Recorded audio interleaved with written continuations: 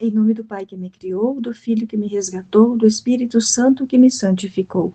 Divina vontade, reina na minha vontade. Ó minha mãe, eu te amo e tu me amas. Dai-me um gole da vontade divina à minha alma.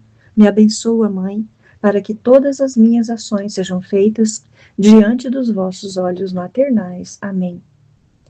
Suprema Majestade, eu venho em sua vontade divina, em nome de todos, do primeiro ao último homem que existirá na terra, para dar a ti as homenagens que tendes direito, as adorações, os louvores, o amor, as reparações por todos e por cada pecado. Venho, ó Senhor, na sua divina vontade. Dou-te a minha vontade humana, por meio do Imaculado Coração de Maria, que possui todos os dons e os frutos da divina vontade. Dai-me, Senhor, então, a tua divina vontade. Vem, ó divina vontade, nesta ação que eu estou a fazer, e em todas as ações que eu farei durante este dia. Amém. Fiat. Vinde, Espírito Santo, vinde por meio da poderosa intercessão do Imaculado Coração de Maria, vossa amadíssima esposa e nossa mãe. Amém. Estamos lendo o livro Fim dos Tempos, de Maria Valtorta. Seja muito bem-vindo ao nosso canal. Estamos no capítulo 56. Cristo no dia do julgamento. A seguinte passagem é o fim de um texto ditado em sua totalidade por Deus Pai. 24 de novembro de 1943. Deus Pai diz: mas nem todos vocês são leprosos e satanizados. Entre vocês, raros, como as pérolas nos seios das ostras, há aqueles que são fiéis a meu filho e a mim. A estes eu digo: permanecei fiéis a nós, e eu te juro, nesta vida que você nos terá por perto e na próxima, você estará perto de nós e verá as obras da divindade. Quando aquele a quem eu adiei todo julgamento vem para separar o trigo do joio e abençoar os cordeiros, e malditos sejam as serpentes venenosas e os carneiros. Vocês estarão ao redor dele, rodas de luz alegres ao redor da luz tremenda e majestosa. Vocês anunciarão seus louvores às estrelas e aos planetas, porque tudo o que foi feito para ser um trono para a vítima, o herói, o santo em quem não há mancha e em quem repousa o deleite do Pai. E as estrelas e planetas devem, na hora de seu triunfo, ser um tapete de joias para o Rei do Universo enquanto ele passa, seguido por sua procissão de santos, para entrar na Jerusalém eterna, quando este evento de criação chegar ao fim com a destruição da terra e o julgamento da humanidade. Capítulo 57. Um comentário sobre a profecia de Ageu. Jesus novamente aplica as escrituras ao nosso mundo moderno. Entre outras coisas, ele promete vir e experimentar as portas dos corações uma a uma vinda que não deve ser confundida com a segunda vinda, que põe fim ao mundo. 2 de dezembro de 1943. Ageu, capítulos 1 e 2. Jesus diz: Sempre que as pessoas se afastaram de Deus e do sobrenatural para se entregar aos seus próprios egos e às coisas naturais, elas diminuíram a sua própria felicidade para possuir até mesmo o natural. A primeira coisa que morre é a alegria sobrenatural, aquela segurança e paz que fortalecem as pessoas nos altos e baixos da vida. Porque os indivíduos não se sentem sozinhos, mesmo que estejam sozinhos no deserto, mesmo que sejam sobreviventes em uma vila destruída, porque eles sentem acima e em volta deles o amor do Pai e a presença de forças incorpóreas perceptíveis aos seus sentidos espirituais. Bem-aventurados aqueles que vivem nesta alegria, eles possuem riquezas eternas. A segunda coisa que se destrói é o bem-estar natural.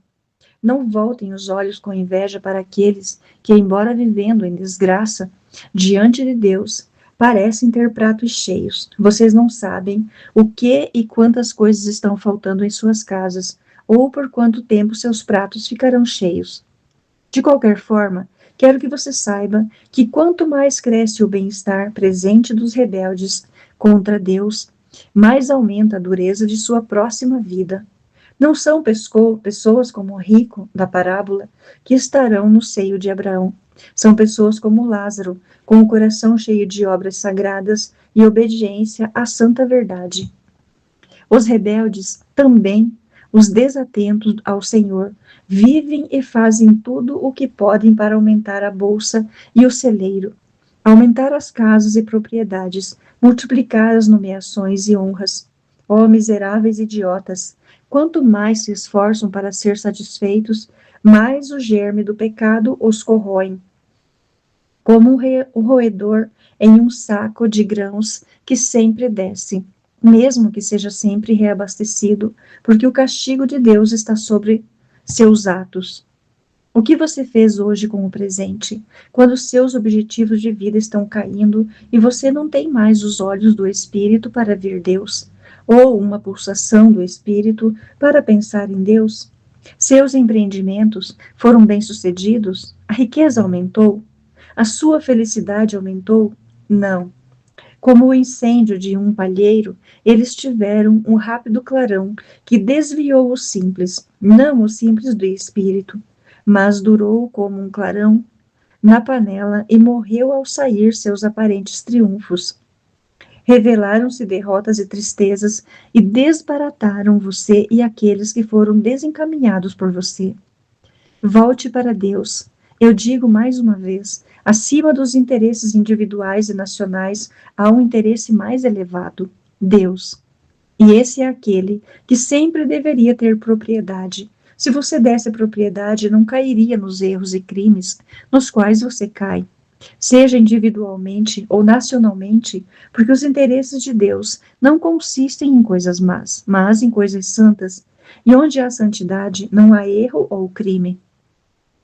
Agindo como você faz, você não apenas induz Deus a puni-lo em seus campos, em seus rebanhos, infligindo-lhe fome e seca, você também evita o derramamento do céu de um orvalho muito mais vivificante do que o orvalho noturno.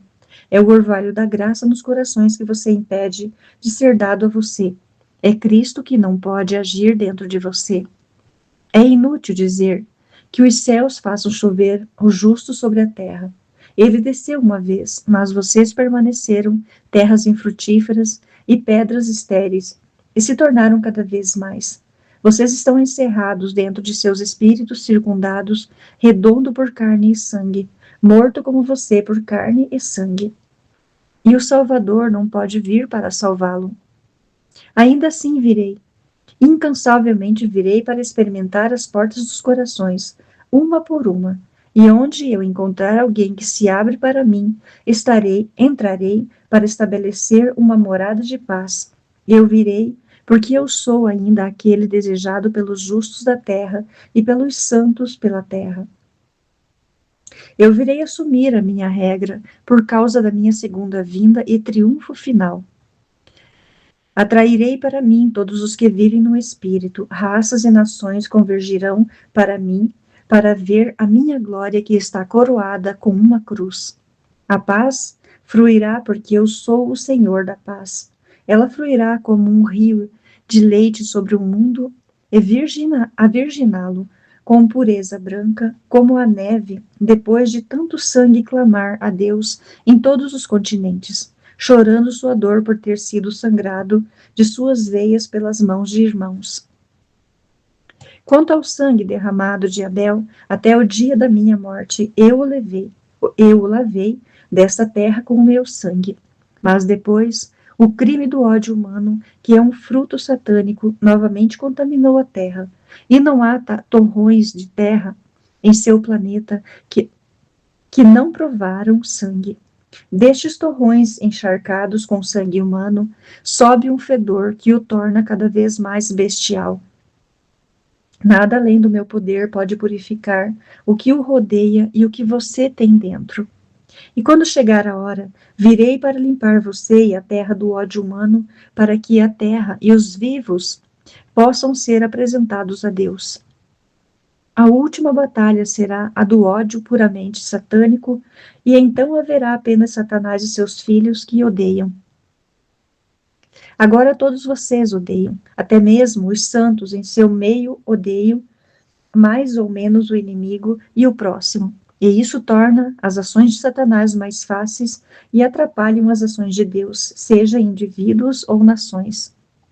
Não tenham impulsos de má vontade ou desprezo. Vocês que são mais queridos para mim, pelo menos vocês. Eu morri por todos. Lembre-se disso. Italianos, franceses, ingleses, espanhóis, alemães ou romanos são igualmente tingidos com o meu sangue. Eu uni todos vocês com o divino rebanho pelo meu sangue. Por que, então, vocês se odeiam? Nenhuma distinção racial, nenhuma distinção religiosa justifica sua má vontade. Só eu sou o juiz. Quem age cruelmente com o próximo, em nome da fé ou da pátria, se choca com a caridade e, portanto, com Deus. Não amaldiçoarei os enviados para lutar porque ensinei a obedecer às autoridades. Mas meu anátema tem sido já proferido, e deve encher a abóbada do céu com um estrondo de trovão no dia do juízo, para aqueles que se escondem atrás de um falso manto de patriotismo e de defesa da fé, e indevidamente reivindicam o direito de saquear e matar para se ajudar. Não agite uma bandeira em que não acredita. Não pronuncie a defesa daquilo que despreza em seus corações. Não diga, eu sou o defensor de Deus e da pátria, da causa de Deus e da pátria. Mentira. Vocês são os primeiros a colocar em perigo a pátria e a Deus, e embora não prejudiquem a Deus, que está acima de suas tentativas, prejudicam a sua pátria. Comecem a defender Deus dentro de vocês e a pátria dentro de vocês, e não negociem a fé e sua pátria por um prato de lentilhas ou por 30 denários malditos. Destruidores e mentirosos, adúlteros da fé e da pátria, zombadores de suas próprias doutrinas e mentes, porque você diz uma coisa e faz outra, porque você sabe que o que você faz é mal e você faz tudo igual, porque você casa-se com uma ideia e uma fé, para então traí-la por um amor baixo, porque você mente para si mesmo e para os outros, porque você destrói o que os outros criaram para dar a você como herança. Ó homens cruéis, que destroem até a obra de Deus e matam os templos de seus corpos, nos quais há almas mortas, e matam o templo de Deus, porque nas igrejas os fiéis e os sacerdotes vivos são muito raros. De que valem os seus rituais com uma alma morta? Não se lembra de que Deus deve oferecer vítimas vivas, perfeitas, as melhores vítimas? E você oferece as sobras, os coxos, os mortos? Mortos porque o que você toca com as suas almas mortas, você mata. Coxo, porque o que você dá a Deus com suas almas enfermas, você deforma. Sobras porque você guarda para Deus o que sobra depois que você enriquece para o seu próprio prazer. Voltem para Deus, voltem para Cristo. Sacerdotes, voltem para nós para se tornarem padres. Vocês precisam de sua consagração, com o óleo que vem do sacerdote eterno. Muitos de vocês foram reduzidos a lâmpadas sem óleo, e os fiéis estão se desgarrando porque não tem luz nas trevas. Leve a luz para eles.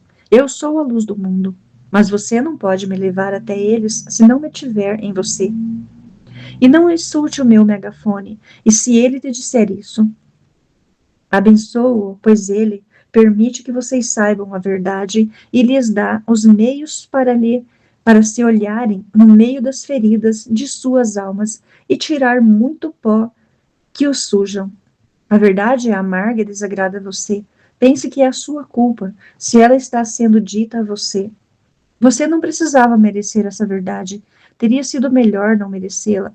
Mas, como você a merece, exploda sobre o meu megafone, que em lágrimas te diz: porque se eu a escolhi para fazer isso, é porque eu a amo e posso ver em seu espírito uma morada na qual sou sempre recebido com o respeito de um súdito por seu rei e a simplicidade de uma criança para com seu pai. Eu já disse Quem me ama faz as mesmas obras que eu, porque vivo naqueles que me amam, nas vítimas que se humilham no amor a ponto de morrerem por isso. E eu trabalho, então, as maravilhas de meu poder. Capítulo 58. A Casa de Judá. 5 de dezembro de 1943. Jesus diz: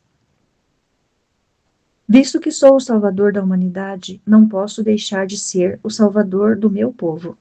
Meu povo de acordo com a lei antiga, meu povo de acordo com a nova lei. Humanamente desci desse tronco e, embora zombasse de mim, recusou-se a me reconhecer. Me traiu e me matou, embora o fizesse com as almas pesadas e enredadas pelo magma do pecado que o meu sangue não lava. Como este tronco é um ramo que não quer ser enxertado no tronco da videira de Deus. Não é menos verdade que também morri por ele e tenho sobre ele os meus direitos de rei e por ele o meu amor de criador. Dura e cruelmente os pais dos pais dessas pessoas de hoje rejeitaram o dom do eterno e pediram o meu sangue para saciar a fome de seu ódio pela verdade. Pacientemente, inteligentemente, poderosamente e gentilmente, eu os atirarei para mim. As obras boas ou más das pessoas sempre servem a um propósito sobrenatural, porque a maldade humana é recolhida por Deus e o toque de suas mãos a torna um instrumento do bem. Deus não deixa pedra sobre pedra em sua obra previdente para alcançar seu propósito, que é reunir os seres humanos em um único núcleo para o último dia. Assim como de um único núcleo, eles se espalharam na terra, dividindo-se como riachos transbordando da tigela de uma fonte. A obra já começou, e os perseguidores que ferem e ofendem o humano não sabem que estão armando com sua iniquidade o grande dia do Senhor. Naquele dia, reunirei como ovelhas dispersas meu enorme rebanho aos pés da cruz. Chamarei pelo nome de cordeiros os jovens que se tornaram selvagens no rebanho que já era meu, e expulsarei aqueles que, sob o meu sinal, são as víboras e os lobos da sociedade humana. Quando souberdes reconhecer-me e chorar com os corações contritos, transformarei a condenação centenária de vós, deicidas, judeus, em perdão e bênção, porque não posso esquecer o bem feito pelos vossos antigos sacerdotes, que desde o reino rezam por você, o extraviado. Portanto, você também foi o primeiro a ter a lei como um presente. Renuncie ao que é ingrato a Deus. Os mesmos mandamentos que dou aos meus que nasceram do trabalho místico da cruz, dou também a vocês que fizeram da cruz para vocês um cadafalso, sacrílego e uma fonte de condenação. Diga a verdade, siga a verdade, sirva a verdade, venha para a verdade. Tenha remorso por aqueles que zombaram da verdade e esperavam matá-la. Eles não mataram ninguém além de si próprios, porque a verdade é imortal em sua natureza divina. Não se escondam com suas bandeiras por um humano propósito, mas uma vez que você se aproximou dela, ame-a, como um noivo e uma noiva se amam. A verdade é aquela que deve procriar vida eterna para você, mas não pode haver concepção se os dois não se tornarem uma única coisa por buscar não o prazer dos sentidos, mas a santidade de propósito. Sejam retos e sinceros, com todos e especialmente com Deus, cujo olho penetra os corações de lado a lado e os vê tão bem como e melhor do que os cientistas e bacteriologistas que podem ver em seus corpos as doenças que os consomem e os germes que os corroem. Aplique o amor à verdade em suas relações com Deus e com as pessoas. Não traia. 20 séculos atrás, um homem de sua estirpe traiu, Judas, sendo incitado e seguido por homens astutos e perversos por seu comportamento justo e leal. Tire essa vergonha que tem esmagado você por séculos. Para ser amada, a pessoa precisa do amor dos outros. Vocês já se esqueceram disso muitas e muitas vezes. Ame a paz, é o sinal de Cristo que seus pais mataram, atraindo sobre vocês a guerra sem fim, que depois das pausas de tréguas explode e reaparece como uma doença incurável no corpo da terra, e que não lhes dá segurança e nenhum descanso. Agora vocês devem aprender a amar esta paz para poder pertencer a Cristo e assim acabar com o êxodo sem fim de seu rebanho. Cada torrão de terra do mundo estremece sob seus pés e impele vocês, até seus antigos torrões de terra. Mas se eu, Senhor do Universo, estender a minha mão e abrir a minha boca para dizer basta, eles são meus novamente. A terra não poderá mais persegui-los. Os toldos sobrenaturais do céu estarão acima de vocês para protegê-los. Lembre-se de quando, por sua causa, persegui os poderosos, dividi o mar, fiz jorrar fontes na aridez dos desertos e chover comida do céu. Quando coloquei meus anjos para abrir um caminho para você entre seus inimigos, para trazê-lo para a terra que prometi aos primeiros santos da terra. Eu ainda sou, e sempre, aquele Deus poderoso e compassivo. Eu sou 2 vezes mais agora que não sou apenas o Pai Criador, mas também o Filho Salvador. Agora que a terceira pessoa produziu o milagre da encarnação de um Deus para transformá-lo em vítima expiatória para toda a humanidade. Estou esperando que você possa dizer à terra, paz, e ao céu. Abra-se para receber os vivos. O tempo é findo. Venham. Meu coração não é diferente, agora que estou no céu, do que era no Gólgota, quando eu estava orando por seus pais e perdoando Dimas. Amém, Fiat. Jesus, eu confio em vós.